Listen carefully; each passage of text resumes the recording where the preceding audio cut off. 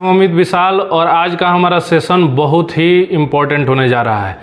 आज के इस सेशन में हम लोग स्टार्ट कर रहे हैं ओरल क्वेश्चंस के ऐसे राउंड को जो कि बीपीएससी की परीक्षाओं में प्रारंभिक परीक्षाओं में पूर्व में पूछे गए हैं। इसलिए छात्रों से, अभ्यर्थियों से, मेरे मित्रों से यह अनुरोध है कि वो कलम और कॉपी के साथ बैठे। प्रथम दृष्टया मैं उन प्रश्नों को पूछूंगा ओरल के रूप में जो पहले की परीक्षाओं में पूछे गए हैं और फिर उनका सॉल्यूशन देने के साथ साथ उनके बारे में आपको एक्सप्लेन भी करूंगा। इसलिए सभी अभ्यर्थियों से निवेदन है कि ऐसे सेशंस हम प्रतिदिन देने जा रहे हैं ताकि कम समय में हम ज़्यादा क्वेश्चंस को कर पाएँ, क्योंकि आपको भी पता है कि सितंबर में ही आगामी जो 67वीं पीटी है बीपीएससी की वो परीक्षा हो सकती है। इसलिए चलते हैं हम लोग। आज का जो हमारा विषय है वो है समान विज्ञान यानी कि जनरल साइंस के ऐसे क्वेश्चंस जो बीपीएससी पीटी के पहले के एग्जाम्स में आ चुके हैं। तो कुछ इंपॉर्टेंट सेक्शंस का एक कलेक्शन हम लेके आए हैं। कम समय सीमा में ज़्यादा क्वेश्चंस जो है हम लोग करेंगे। अगर आपको ऐसे ही और ज़्यादा प्रेरणादायक और एग्जाम से टैली करने वाले क्वेश्चंस पर रिवाइज करना है तो मेरे चैनल को सब्सक्राइब दे दीजिए। आपका प्यार बना रहे। आइए हम लोग अपने इस सत्र की शुरुआत करते हैं। जो पहला हमारा सवाल है, मैंने पहले ही बोला था कि ये जो है चूंकि वोकल क्वेश्चंस का राउंड होगा, तो जो पहला हमारा सवाल है वो है चूहे मारने का जहर किस रासायनिक पदार्थ से बनता है। चूहे मारने का जहर किस रासायनिक पदार्थ से बनता है, ये पहला क्वेश्चन है जो हम लोगों ने अपने इस लिस्ट में इंक्लूड किया है। यानी कि सेकंड जो क्वेश्चन है हम लोग का वो है अल्कोहलिक खमीर, अल्कोहलिक फर्मेंटेशन आप कह सकते हैं। इसका जो है अंतिम उत्पाद क्या होता है, लास्ट प्रोडक्ट की बात हो रही है, यानी फर्मेंटेशन के लास्ट प्रोडक्ट की बात हो रही है। हमारा दूसरा प्रश्न है। तीसरा जो हमारा प्रश्न है कौन सा विटामिन जो है वो रक्त का थक्का जमाने के लिए कारक है, यानी कि which vitamin is responsible for the clotting of blood. और जो फोर्थ क्वेश्चन है वो है त्वरण ज्ञात करने के लिए सही सूत्र क्या है। त्वरण देखिए इंग्लिश में इसको एक्सेलरेशन कहते हैं। तो you have to answer the right formula for solving acceleration. तो अब हम लोग इन चार प्रश्नों को जो मैंने बोला उसके सॉल्यूशन की तरफ बढ़ते हैं। तो पहला जो हमारा था चूहे मारने का जहर, यानी कि जो रोडेंटिसाइड्स की बात हो रही है, जो इंग्लिश मीडियम के छात्र होंगे उनके लिए है रोडेंटिसाइड्स। तो देखिए दो मेन केमिकल्स हैं जिनको एज ए रोडेंटिसाइड हम लोग यूज करते हैं। पहला जो केमिकल है वो है पोटेशियम साइनाइड। आप ध्यान से सुनेंगे, पोटेशियम साइनाइड। अगर आपके दिमाग में यही सॉल्यूशन था तो बिल्कुल आप सही हैं। और दूसरा जो है वो है जिंक फॉस्फाइड। तो देखिए जो भी आपको, चूंकि एमसीक्यूज आते हैं, एमसीक्यूज में जो भी रिलेटेड आपका आंसर होगा आप टिक कर सकते हैं। कई बार दोनों में से एक ही दिया जाता है तो आप किसी एक को टिक कर सकते हैं। जो दूसरा हमारा जो प्रश्न था वो प्रश्न था फर्मेंटेशन का, जो अल्कोहलिक फर्मेंटेशन का लास्ट प्रोडक्ट पूछा गया था वो असल में इथानॉल होता है। इथानॉल को आप इथाइल अल्कोहल भी कहते हैं। तो इथाइल अल्कोहल और कार्बन डाइऑक्साइड यही दो लास्ट प्रोडक्ट होता है। तो मेन लास्ट प्रोडक्ट जो है हमारा इथाइल अल्कोहल ही है, जिसका रासायनिक सूत्र यानी केमिकल फार्मूला C2H5OH होता है। जो हमारा तीसरा प्रश्न था which vitamin is responsible for the clotting of blood, तो इसका राइट आंसर होगा विटामिन के। और इसके साथ साथ आपको बता दें कि फिलोक्विनोन जो है इसका केमिकल नेम या अदर नेम भी है विटामिन के का, तो आप वो भी याद रखेंगे, फिलोक्विनोन। और जो पांचवा था जो हिंदी में प्रश्न था त्वरण। देखिए त्वरण का अंग्रेजी जो अनुवाद होता है वो होता है एक्सेलरेशन।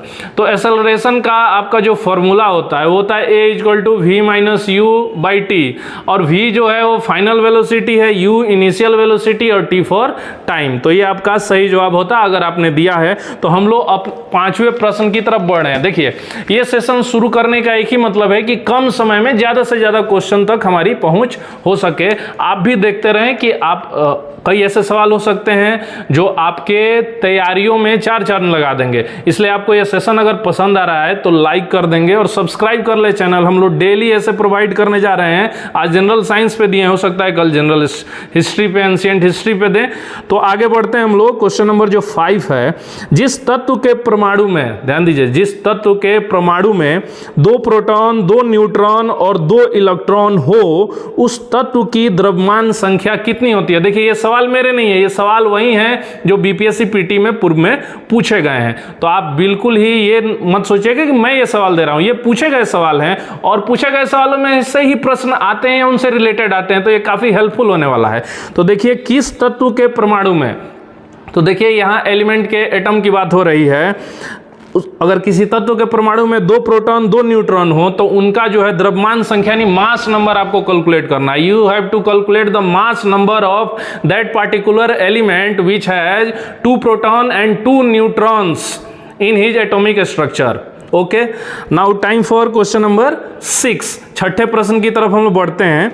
जीवन चक्र की दृष्टि से पौधे का सबसे महत्वपूर्ण अंग क्या है। अब प्लांट का वो सबसे इंपॉर्टेंट आपको ऑर्गन बताना है, अंग बताना है, पार्ट बताना है, जिससे उसका लाइफ जो है, लाइफ प्रोसेस चलता रहता है। तो ये हमारा छठा प्रश्न था। 7वां जो प्रश्न है वो है डॉल्फिन किस वर्ग में वर्गीकृत किए जाते हैं, यानी क्लासिफिकेशन किस में होता है डॉल्फिन का। यानी कि एनिमल्स का जब क्लासिफिकेशन होता है, डॉल्फिन को किसी खास कैटेगरी में कैटेगराइज किया जाता है। You have to answer that particular category. Now time for question number 8। सिरका। देखिए सिरका में कौन सा अम्ल पाया जाता है। देखिए सिरके का इस्तेमाल तो आप जानते हैं कि किसी चीज़ को ज़्यादा दिन तक प्रिजर्व करने के लिए, जैसे अचार हो गया या प्याज हो गया, ऐसे सिरका का इस्तेमाल होता है। आप देखेंगे चाउमीन वगैरह के ठेले पे भी इस सिरके पानी का इस्तेमाल होता है। इस सिरके में जो अम्ल यूज होता है, एसिड यूज होता है, you have to answer that particular acid. तो आइए हम लोग इसके सॉल्यूशन पे चलते हैं। तो 5वां जो हमारा सवाल था, हम लोग को वो तत्व यानी एलिमेंट बताना था जिसमें 2 प्रोटॉन और 2 न्यूट्रॉन होते हैं, और साथ ही साथ उनका जो है द्रव्यमान संख्या मास नंबर भी बताना था। तो देखिए मास नंबर क्या होता है, number of protons plus number of neutron, 2 जोड़ दीजिए तो मास नंबर हो जाएगा 4। नेक्स्ट जो क्वेश्चन था, छठा क्वेश्चन, पौधे का सबसे महत्वपूर्ण अंग जीवन चक्र के, देखिए फ्लावर होता है, पुष्प होता है। उसका कारण क्या है कि फ्लावर में ही उसके प्रजनन करने वाले तत्व फ्लावर में ही मेल या फीमेल जो क्रोमोजोम्स हैं या उनके सेक्स ऑर्गन्स हैं वो फ्लावर में ही होते हैं। तो उसका राइट आंसर होगा पुष्प यानी कि फ्लावर। 7वां हम लोग को डॉल्फिन को कैटेगराइज करना था। देखिए डॉल्फिन जो है वो स्तनपायी है, यानी कि मैमल में उसको रखेंगे हम लोग। जो स्तनपान कराते हैं उन्हीं को मैमल में रखते हैं, मतलब ह्यूमन बींग्स भी मैमल की कैटेगरी में आते हैं, डॉल्फिन भी आते हैं। ये मैं फिर दोहरा दूं, ये सारे क्वेश्चन पूर्व में बीपीएससी में पूछे गए हैं, ये आपके लिए हेल्पफुल हो सकते हैं। तो आप अपना मेरिट भी कैलकुलेट कर सकते हैं कि मैं जो प्रश्न वोकल पूछ रहा हूं वो आपको आता है। कई प्रश्न ऐसे होंगे जो गड़बड़ हो जाते होंगे, नहीं आते होंगे। ये सेशन आपके लिए हेल्पफुल होगा, इसलिए आप अभी तक अगर मेरे चैनल को सब्सक्राइब नहीं किए हैं तो अपना प्यार बना दीजिए, सब्सक्राइब कर दीजिए। नेक्स्ट क्वेश्चन जो था हम लोग का, सिरके में कौन सा अम्ल पाया जाता है। तो देखिए सिरके में जो है एसेटिक अम्ल पाया जाता है, जिसको एसेटिक एसिड भी कहते हैं, लेकिन इसकी मात्रा सिरके में 4 से 6% की ही होती है। सिरके में एसेटिक एसिड जो पाया जाता है उसका प्रोपोर्शन 4 to 6% ही होता है टोटल सिरके का, और इसका जो है केमिकल फार्मूला CH3COOH होता है, CH3COOH। कई बार केमिकल फार्मूलाज भी पूछे जाते हैं। बढ़ते हैं हम लोग अपने जनरल साइंस के नेक्स्ट क्वेश्चन की तरफ, क्वेश्चन नंबर 9 क्वेश्चन ध्यान से सुनिएगा। यदि किसी ऐनक, यानी चश्मे की बात हो रही है जो मैंने पहन रखा है, यदि किसी ऐनक के लेंस की शक्ति यानी उसका जो पावर है, पावर बोला जा रहा है, पावर जो है वो +2 डायोप्टर है। डायोप्टर पावर ऑफ लेंस को डायोप्टर में मापते हैं, तो इसकी फोकस दूरी क्या होगी। मैं फिर क्वेश्चन दोहरा रहा हूं, यदि किसी ऐनक के लेंस की शक्ति +2 डायोप्टर है तो उसकी फोकस दूरी क्या होगी। You have to calculate the focus of that particular spectacle which has power of lens +2d। Okay, next question 10वें क्वेश्चन की तरफ हम लोग बढ़ रहे हैं। 10वां क्वेश्चन है सेल्सियस स्केल पर मानव शरीर का सामान्य तापमान क्या होता है। आप में से लगभग सब जानते होंगे, लेकिन कई बार क्या होता है ना कि छोटे छोटे प्रश्नों में भी गलती हो सकती है। और मैं फिर कह दूं ये प्रश्न पहले पूछे गए, इसलिए मैंने इस प्रश्न को भी अपने इस सेट में रखा था। आपको बताना है मानव शरीर का तापमान सेल्सियस स्केल पे। हो सकता है आपको केल्विन पे भी पूछ दिया जाए, फ़ारेनहाइट पे भी पूछ दिया जाए। नेक्स्ट जो क्वेश्चन है 11, question number 11, plaster of Paris का क्या सूत्र है। You have to find the chemical formula of plaster of Paris. Plaster of Paris का क्या सूत्र है, ये 11th क्वेश्चन था। 12 नंबर यानी 4 क्वेश्चन का कलेक्शन है, 4 क्वेश्चन मैं बोल रहा हूँ और उसके बाद उसका सॉल्यूशन बता रहा हूँ। थोड़ा तेज इसलिए हम लोग जा रहे हैं कि हम लोग को ढेर सारे क्वेश्चन कैरी करने हैं इस वीडियो में। तो 12 नंबर जो क्वेश्चन है, सूर्य पर ऊर्जा का निर्माण कैसे होता है, यानी कि सन को जो एनर्जी प्राप्त होती है उसका मेन कॉज आपको बताना है। तो ये 4 हमारे जो प्रश्न थे, अब इसके हम लोग सॉल्यूशन पे जा रहे हैं। तो जो ऐनक है जिसकी शक्ति है +2 डायोप्टर, उसकी फोकस क्या होगी? तो देखो फॉर्मूला होता है D = 1/f, तो f ले जाइएगा तो f = 1/d हो जाएगा। तो यहाँ 2 है तो 1/2 हो जाएगा, 1/2 यानी 0.5 मीटर या 50 सेंटीमीटर आपका आंसर हो जाएगा। नेक्स्ट है सेल्सियस स्केल, लगभग 36.9 डिग्री सेल्सियस होता है, जिसको 37 डिग्री सेल्सियस आप कह सकते हैं। फ़ारेनहाइट पे 98.6 डिग्री फ़ारेनहाइट होता है और केल्विन पे 310 केल्विन होता है। तीनों जो है पैरामीटर्स पे आप ह्यूमन बॉडी का हीट जो है वो याद रख सकते हैं। प्लास्टर ऑफ पेरिस का सूत्र बताना है। आप देखिए प्लास्टर ऑफ पेरिस को आप कई बार हम लोग जिप्सम प्लास्टर भी कह देते हैं, क्योंकि जिप्सम को जो 150 डिग्री सेल्सियस पे आप गर्म करते हैं तब प्लास्टर ऑफ पेरिस आपको प्राप्त होता है। तो इसका जो सूत्र है, जो केमिकल फार्मूला है, उसको आप CaSO4H2O याद रखेंगे। CaSO4H2O यानी कि कैल्शियम सल्फेट और साथ में आपका वाटर का जो कंटेंट है वो है। नेक्स्ट है सूर्य पर ऊर्जा का निर्माण जो है नाभिकीय संलयन, याद रखिएगा, नाभिकीय संलयन यानी न्यूक्लियर फ्यूजन, यानी हाइड्रोजन एटम फ्यूज करके हीलियम एटम तैयार करते हैं और यही मेन सोर्स है सन के हीट और लाइट एनर्जी का। तो हम लोग आगे बढ़ते हैं। होप सो 12 क्वेश्चन हो गए, आपके सारे सही होंगे, लेकिन ये मेरे सत्र से आपका रिवीजन हो जाएगा। इसलिए आपको अगर ये अच्छा लग रहा होगा तो कमेंट जरूर करेंगे। मैं ऐसे प्रयास करते रहूंगा जब तक कि एग्जाम नहीं आ रहा है। We have to carry more and more questions, ऐसे क्वेश्चन जो रिलायबल हैं, ऑथेंटिक हैं और उनके आने के चांसेज है, उसी का ग्रुपिंग किया जा रहा है। Now time for question number 13, 13वां जो सवाल है, कच्चे फलों को कृत्रिम रूप से पकाने के लिए प्रयोग की जाने वाली गैस का क्या नाम है? यानी कि आप देखेंगे मार्केट में कच्चे फल, जो फलों के व्यापारी हैं वो कच्चे फल भी खरीद लेते हैं और बाद में उसको पका के बेचते हैं बाय यूजिंग केमिकल गैस। तो वो जो गैस यूज होती है उसको आपका नाम बताना है। ये क्वेश्चन कई बार पूछा गया है, very important question. Now time for question number 14, वायु में थोड़ी देर रखने के बाद एक धातु के ऊपर हरे रंग का बेसिक कार्बोनेट की परत जम जाती है, वो धातु कौन सी है? तो देखिए आपको एक ऐसे एलिमेंट का नाम बताना है जो एक्सपोज होता है जब एयर से, तो उस पर एक ग्रीन डिपॉजिट हो जाती है, ठीक है ना। और इसमें एक क्लू और है कि वो जो ग्रीन डिपॉजिट होती है वो बेसिक कार्बोनेट होता है, बेस होता है एक तरह से। तो 15th क्वेश्चन पे बढ़ते हैं। थायराइड ग्रंथि से थायरोक्सिन स्रावित करने के लिए उत्तेजित करने वाला अंतःस्रावी हार्मोन कौन सा है? तो देखिए आप जानते हैं थायराइड एक ग्लैंड है, ठीक है ना, जो गले में होता है, और थायराइड ग्लैंड से थायरोक्सिन जो है वो हार्मोन निकलता है। लेकिन क्वेश्चन ये पूछ दिया है कि आपको उस हार्मोन का नाम बताना है जिसके चलते थायराइड ग्लैंड से थायरोक्सिन जो है सिक्रीट होता है, यानी कि स्रावित होता है। नेक्स्ट क्वेश्चन 16 नंबर जो क्वेश्चन है, निषेचन की क्रिया कहाँ होती है? निषेचन यानी फर्टिलाइजेशन, ये ह्यूमन बींग्स में पूछा गया है कि ह्यूमन बींग्स में फर्टिलाइजेशन कहाँ होता है। तो होप सो आप जो है इन चारों प्रश्नों का उत्तर दिमाग में सोच चुके होंगे या नोट कर चुके होंगे। तो मैं आपको आंसर बता रहा हूँ, आंसर 13 जो है, तो इसका राइट आंसर जो होगा वो होगा इथिलीन। देखिए पहले फलों को पकाने के लिए एसिटिलीन का यूज होता था। एसिटिलीन में कार्बन के 3 बॉन्ड होते हैं और काफी जहरीली गैस होती है, इसलिए थोड़ा सा सुधार करके अब एथिलीन का यूज किया जाता है।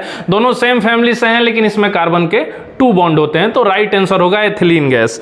नेक्स्ट जो क्वेश्चन है, आपको वो एलिमेंट बताना था जो एयर के एक्सपोजर में जाने के बाद उस पर ग्रीन डिपॉजिट हो जाता है। तो वो एलिमेंट तांबा है, जी हाँ, कॉपर है, और वो जो डिपॉजिट होता है उसको कॉपर कार्बोनेट जो कहते हैं, ठीक है ना, CuCO3 उसका जो है केमिकल फॉर्मूला होता है। नेक्स्ट जो था कि कौन सा हार्मोन जो है रेस्पॉन्सिबल है for the secretion of thyroxine hormone from thyroid gland? तो देखिए TSH याद रखिएगा, TSH, T for thyroid, S for stimulating, H for hormone, नाम में ही आंसर छुपा हुआ है। और याद रखिएगा ये TSH हार्मोन जो है पिट्यूटरी ग्लैंड, यानी कि ये जो पीयूष ग्रंथि यहाँ पे होती है उससे निकलता है। और आपको एक और चीज मैं बता देता हूँ कि जो पिट्यूटरी ग्लैंड है वो शरीर के दूसरे ग्लैंड्स को रेगुलेट करता है, स्टिमुलेट करता है, यानी उनसे कब कौन सा हार्मोन स्रावित होगा इसका ध्यान रखता है, इसलिए इसको मास्टर ग्लैंड भी कहते हैं। पीयूष ग्रंथि को pituitary gland is also known as master gland. Now time for question number 16 था निषेचन की क्रिया मनुष्य में कहाँ होती है। निषेचन मतलब फर्टिलाइजेशन। तो देखिए हिंदी में इसको अंडवाहिनी कहते हैं और इसको इंग्लिश में जाएंगे तो फैलोपियन ट्यूब या ओविडक्ट कहते हैं, ठीक है। तो फर्टिलाइजेशन क्या है, ह्यूमन स्पर्म और फीमेल एग का फ्यूजन है, फ्यूजन होकर वो जाइगोट बनता है। जाइगोट को हिंदी में युग्मनज भी कहा जाता है, ठीक है, जाइगोट को हिंदी में युग्मनज भी कहा जाता है। तो इसका राइट आंसर अंडवाहिनी होगी, यानी ओविडक्ट कह लीजिए, फैलोपियन ट्यूब कह लीजिए या अंडवाहिनी हो जाएगा। आप हम लोग चलते हैं 17th क्वेश्चन पे। होप सो ये सेशन आपको काफ़ी पसंद आ रहा होगा।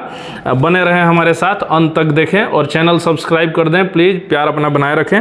17 जो क्वेश्चन है, दूरदृष्टि दोष निवारण के लिए कौन सा लेंस प्रयोग होता है। देखिए मैं आपको एक चीज समझा देता हूं, दूरदृष्टि दोष को सब लोग समझ लेता है दूरी खराब है, जी नहीं, उल्टा है।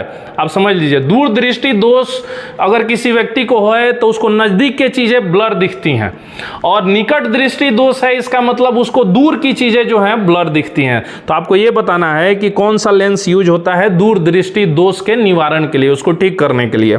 एक लेंस मैंने भी लगा रखा है तो आपको मैं बताऊंगा बाद में मेरा वाला कौन सा है।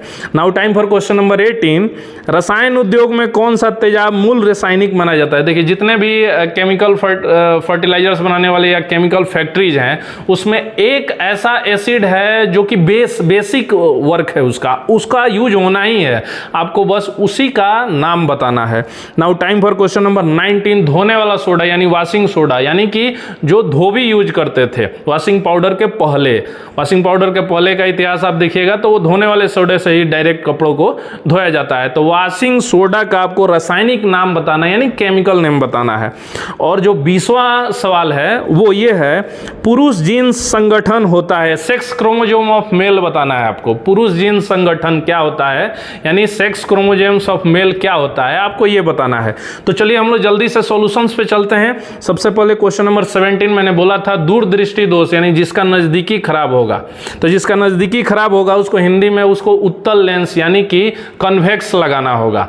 और जिसका दूरी, जैसे मेरी दूरी थोड़ी सी दिक्कत है तो दूरी को निकट दृष्टि दोष कहते हैं, और अवतल लेंस यानी कनकेव लगाते हैं। कन्वेक्स लेंस को अगर आपको पहचानना है तो किनारों पर पतला होता है और बीच में मोटा होता है, तो आंखें अजीब बीच में वो मोटी दिखेंगी, वो आप देखकर कह सकते हैं कि भाई तुम कन्वेक्स लेंस लगाए हो। कनकेव का क्या होता है, किनारों पर मोटा होता है, बीच में पतला होता है, इसमें आंखें कुछ अजीब नहीं दिखती हैं।